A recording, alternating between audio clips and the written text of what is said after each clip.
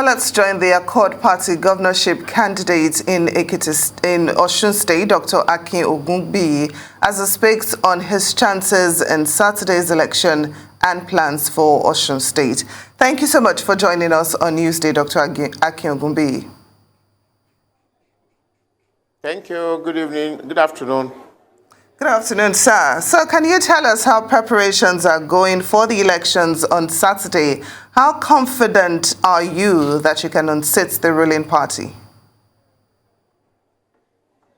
Yeah, I'm very confident. We have gone around. We have done house-to-house campaign, and Accord has been projected as a leading party for this forthcoming election. I'm very confident that Osun people have rejected APC, they have rejected PDP, and they are going with the third force, which is Accord.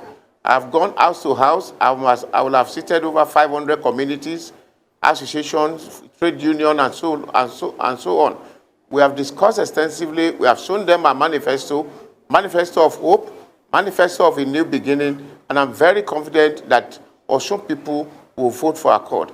In fact, I would say Osun people is in for a surprised because Accord is winning the election. Well, thank you, Dr. Ogunbiyi. Recently, we heard that unknown assailants attacked the residence of the Labour Party candidate, Osun Yusuf. And we also know how these gubernatorial elections tend to be when things do not go right in terms of security and in terms of police presence and people feeling safe going to the polling units on Saturday. What confidence do you have that things will go without a hitch on Saturday and peace will prevail, even with the peace accord being signed? The people that they know they have failed and they are failing and they have failed are the ones fomenting trouble. They just want to cause unnecessary apprehension for the voters. I assure Osun people, go out there and cast your vote. Security people are there to ensure that everything goes peacefully. I can tell everybody in Osun that there's not going to be any violence. The attack on Osun's house was just part of the gimmicks to scare people, to say, oh, because they know they are losing the election, they are going to fail at the election, at the polls. So people should go out there, exercise their voting right quietly. They shouldn't fight anybody. Just go there and vote. There is no issue of violence coming up during the election. Like I said, we're peaceful in Accord. We're quite peaceful. I don't have any talk. I don't have any police. I don't have anybody guiding me. The issue mainly is we have appealed to people. We have shown them a manifesto of hope. I said I'm the Awolowo of this time, and I'm going to deliver on the mandate that our party has given to the people. Mandate of hope. We're going to create jobs, 100,000 jobs within the first 1 year of our government. We're going to carry effect local government election within 6 months of our coming to power. And that is the unfortunate thing. If you look at around Osun, there's no development. Just because 16 years ago was the last time they did the local government election, we are guaranteeing by within the first 6 months, we're going to effect local government election.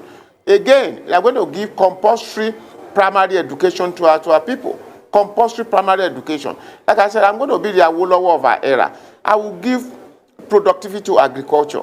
You know, Osun has 9,100 kilometers of agricultural, rich and massive and rich agricultural land. They are doing nothing about it. We have our mining. They are doing nothing about it. We have a very good source of income that they should work on. But this government is lazy. They are not doing anything on it. So by the special grace of God, people should look at our mandate, our manifesto, relate to it, and relate to my background. I'm an investor, I'm an entrepreneur. I started mutual benefit with a loan of 5 million naira. And you know what mutual benefit has become now. We have employed 5,000 people, staff in mutual benefit. We have gone to become a conglomerate. We are into oil and gas. We're into transportation. We're into real estate development. Even our microfinance bank, Mutual Benefit Microfinance Bank, got 6 awards from Central Bank of Nigeria for the first 6 years of operation. And we're going to empower our women. We're going to give them interest-free loan. When people say, how do I get funds? I've said I'm going to work on agriculture, work on mining, even create jobs so that we can bring more people into the tax net. So we're going to have enormous resources in Osun. It's not going to be like, oh, cap in hand, going to Abuja to go and collect money. Not at all. We are going to make Osun prosperous. We have potentials in Osun. We have opportunities in Osun. We are going to dwell on those opportunities, make them count for our people. Very well said, Dr. Ogunbiyi. Now, interestingly, you had this, there's this article that was written about you where you were quoted as saying that poverty is a major reason that youths become political thugs. That was, say, last month. Now, of course, we were in for a bit of a shocker in Ekiti State where vote buying prevailed and the APC retained power. In the event, but hoping for the best, hoping the vote buying doesn't happen, but in the event that what happened in Ekiti repeats itself, what's next for you if you don't emerge the next governor of Osun State? By God, I can assure you Accord is winning this election, irrespective of the gimmicks. Look, Gadoje has come into town over 2 weeks, spreading money and giving people money, visiting Nobas and KBACs. As Bola admit, Tinubu is in town with all bullion fund, everything riding to the State House. They are giving people money. It was Asiwaju that led the campaign in Ekiti that said, you Ekiti people, if you don't give us money, we are not going to. If you don't vote for us, we are not going to give you money.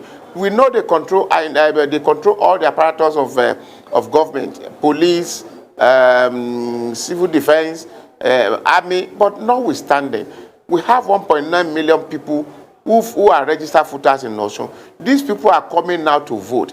They are coming to vote for a change. So my Accord losing the election is not that issue is not going to arise. By God's grace, Accord is winning.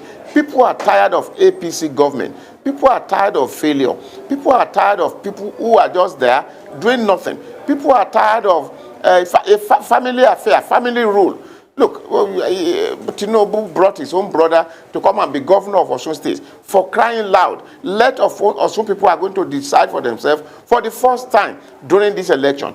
Come Saturday, Osun people will vote for Accord, and Osun people will ensure that Accord emerges as a winner.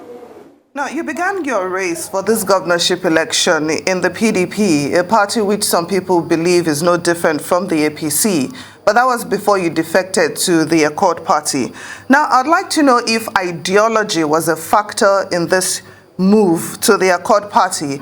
Do you share the same ideology as an individual with your party, the Accord party? I'm asking so that there will be no conflict in governance and maybe some cabals within your party if you do win on Saturday. I tell you, it is purely based on ideology. It is purely based on vision. If you look at our manifesto, the manifesto of Accord, it's not different from the manifesto that we have at the national level. It's manifesto of productivity. It's manifesto of growth. It's manifesto of prosperity. It's manifesto of dividend to the people who actually, dividend of democracy to the people. When you are talking of job creation, I said for the first 1 year, by God, I will create 100,000 jobs. By the first 6 months, I will effect local government election. I said I'm going to give interest-free loan to our women. I said I'm going to create agriculture and agro-allied industries. I will make our mineral resources. I will make it meaningful for the Osun people. Politics is localized, but within the general manifesto, you will see there's no difference between the manifesto of Accord in Osun State and the manifesto at the national level. But it's all pertain to one thing: giving dividend of democracy to the people, free education, free health, developing infrastructure. Look, I asked the question, is one flyover? Yes, we have a lot of infrastructural deficit within the state, but one flyover in 12 years, is that sufficient to say you have done well? Is that adequate? No. Where are the jobs? The jobs are not there. What have you done for our vibrant youths? Nothing. So these are the people we are going to cater for. By God's grace, we are winning this election, and I'm going to give my people the dividend of democracy. They will enjoy the dividend of a democracy. Sir, listening to your manifesto and the things you're speaking about, they definitely sound progressive and something that Osun State definitely needs. But and you've definitely done a good job of popularizing the Accord Party, as we know that the PDP and the APC are the two frontrunners. But a lot of people have been calling this race a two-horse race, of course, between the ruling party and the PDP. After hearing everything you have to say about all the hard work that you're doing and what you wish to put forward under the Accord Party, does it upset you that the discussion remains between those two and we haven't really seen the dividends of their own manifestos as the years have gone by?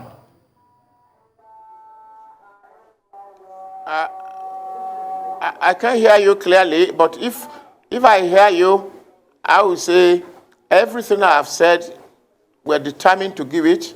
I have demonstrated it in the private sector, where I started my company 5 million naira, and today it's become a conglomerate, where I've gone to other countries. I've gone to Liberia. I've become the flagship of insurance in Liberia. I've gone to Niger. I've become the flagship of insurance in Niger. I've gone to Cameroon. These are places that I have gone as a visitor. In fact, in Liberia, I started what they call, these Okada people. In Liberia, they don't have any job. When I got in there, I brought in a company that will bring in completely knocked down parts. They will bring it to Liberia, and we started an assembly plant for Liberia. So I can do the same thing in Osun. When I say I will create 100,000 jobs, I actually know exactly what I'm talking about. It is not difficult. It is government that can borrow money. It is government that doesn't die. A human being dies. So it is government. But when you don't have people that this private sector can trust in government, it becomes an issue for them to have money. By the grace of God, with my reputation, with my brand, with my integrity, with my confidence in the private sector, I know a whole lot of them will identify with me, and we're going to be a whole lot of private sector investment in Osun during my time. Well said, Dr. Ogunbiyi. Now, of course, it's no news that a portion of your residence was gutted by fire, and based on some analyses that we've seen, some journalists are saying that there was foul play in that, trying to link this to the incident that happened with the Labour Party candidate. Are you concerned about your security based on your aspirations? And was it just a case of, a fire that started on its own, or do you also suspect foul play? I'm an insurance person, and risk is we face risk on a daily basis. I'm not ascribing it to anybody. I just take it as an act of God. But if anybody is in there, if they think they can intimidate me with it, they have gotten it wrong. I'm not intimidated in any way. I have come out with a passion to serve Osun and serve them with a very good intention. I will rule Osun with the fear of God, and I am believing that Osun people there would have been synergy between my thinking, between my action, between my plans and vision, and their thought at this election. Some people will vote for Accord, and I'm winning it. I don't ascribe it to anything, but it is part of the intimidation. It's part of the fear they want to create in the mind of all people. Look, these are the people who are recruiting graduates for OES job, 10,000 naira per month. For crying loud, how can you recruit a graduate to come and do OES job? OES job is what? State boys, toggery. And these are the things I'm coming to change. They can't be using our graduates, people who have hope, who have parents, who their parents have hope on. They cannot be using them as thugs. They cannot be using them as OES boys. They cannot be using them as state boys. All these people, we are going to convert, that we send them to vocational training. I'm going to have a hide and skin industry in Osun State. I will have tie and dye industry in Osun State. Even when you look at the relevance of Nollywood, we didn't recognize how important Nollywood was until rebasement of our economies from 6-7 years ago. And we realized that Nollywood, Osun is home of culture. And why can't we divert the attention of the talent of our graduates? Why don't we divert into Nollywood? So I'm coming to create studios across Osun so that people can actually demonstrate, and they will be trained. and they can hand something from their talent. Look at sport and development. Sport, they have totally banned inter-house sport. How do you catch them young?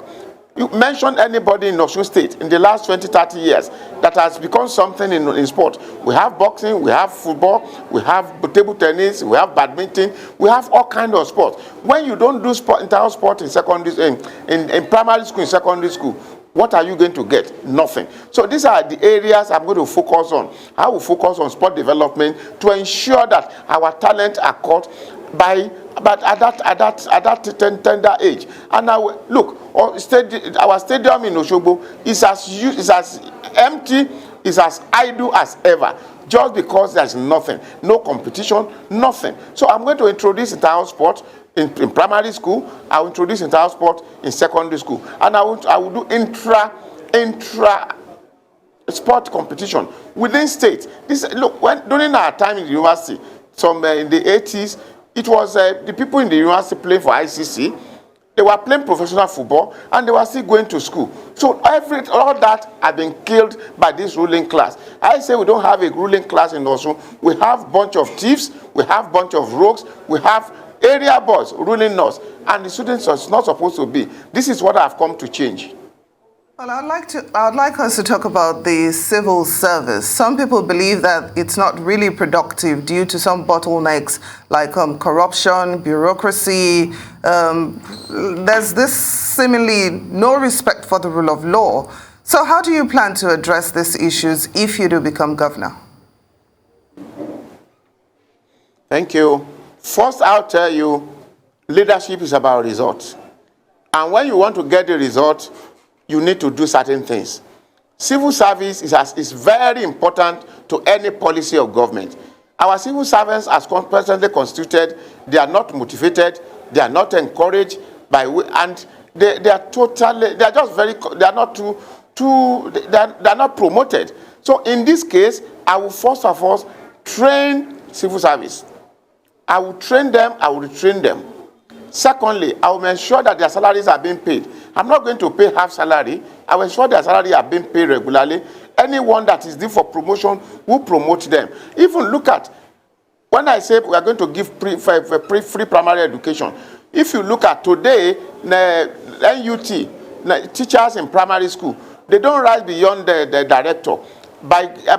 During my own time, I'm going to promote, I'll give them 3 permanent secretaries within the 3 zones, the 3 gubernatorial zones. I'll give 3 permanent secretaries. Because if you don't train our young ones very well, and they go to secondary school, it will still going to be the same failure. So we're going to give our young ones at present secondary school the right education.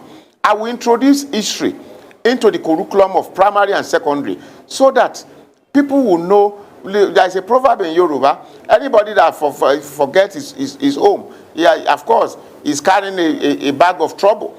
So I will introduce history. If I introduce history, then you know the groove will be very useful. We can be sending our children. You can imagine primary school children going to the groove, paying 20 naira per visit to go and learn history, because history will become part of the curriculum.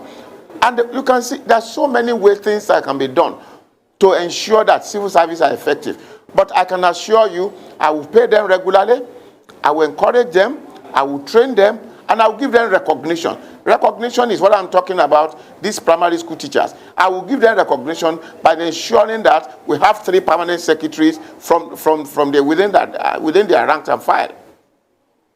Well then. Dr. Akin Ogunbiyi, thank you so much for joining us on Newsday, and we do wish you all the best in the elections on Saturday.